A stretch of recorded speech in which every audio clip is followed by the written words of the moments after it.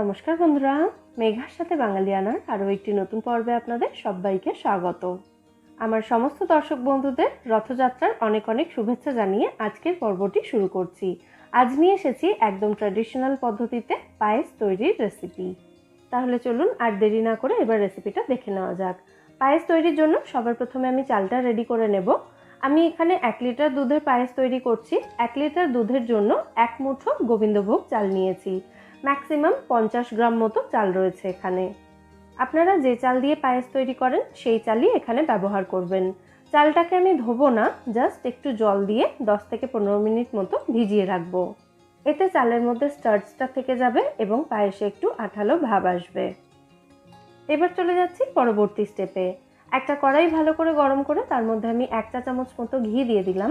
ঘিটা ভালো করে গরম হয়ে যাওয়ার পর এর মধ্যে দিয়ে দিলাম 1 মুঠো মতো কাজু কিশমিশ। কাজু কিশমিশটা হালকা করে ভেজে তুলে নিতে হবে। কাজু কিশমিশটা হালকা করে ভাজা হয়ে গেছে, এবার এগুলোকে আমি তুলে নিচ্ছি। কাজু কিশমিশটা ভেজে তুলে নেওয়ার পর কড়াইতে যেটুকু ঘি রয়েছে এই ঘিটাকে আমি আর তুলে রাখছি না। এই ঘিয়ের মধ্যেই দিয়ে দিচ্ছি 1 লিটার সিঙ্গেল টোন দুধ। ঘিয়ের মধ্যে দুধটা দেওয়া হলে ঘিয়ের একটা হালকা স্মেল পায়েসের মধ্যে থেকে যাবে, সেটা কিন্তু খেতে বেশ ভালো লাগবে। আপনারা চাইলে ফুল ক্রিম দুধও এখানে ব্যবহার করতে পারেন। পায়েসের মধ্যে ফ্লেভারের জন্য আমি এই দুধের মধ্যে দিয়ে দিচ্ছি 2টো তেজপাতা এবং 2টো ছোট এলাচ। ছোট এলাচের মুখটা ফাটিয়ে দিয়েছি। এবার মিডিয়াম ফ্লেমে রেখে দুধটাকে 10 মিনিট মতো ফুটিয়ে নিতে হবে। এতে দুধটা সামান্য একটু ঘন হয়ে যাবে। মিনিট 10 মিডিয়াম ফ্লেমে ফুটিয়ে নেওয়ার পর দুধটা দেখুন এখন পরিমাণে একটু কম হয়ে গেছে।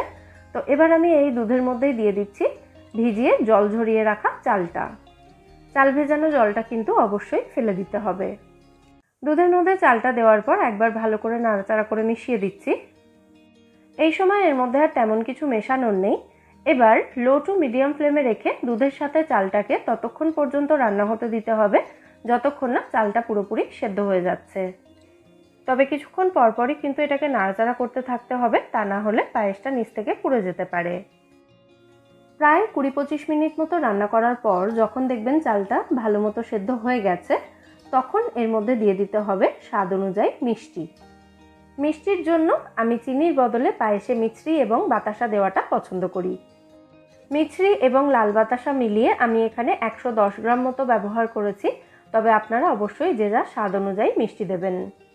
প্রথমে মিছরিটা দিয়েছি, মিছরি গলে গেলে তারপর বাতাসা দেব। চিনি দেওয়া হলে পায়েস একটু পাতলা হয়, সেই জায়গায় যদি মিছরি ব্যবহার করা হয় তাহলে কিন্তু পায়েসটা একটু আঠালো টাইপের হয় এবং পায়েসের টেক্সচারটা দুর্দান্ত হয়। আর মিছরি দিয়ে পায়েস রান্না করলে তার স্বাদও কিন্তু অতুলনীয় হয়।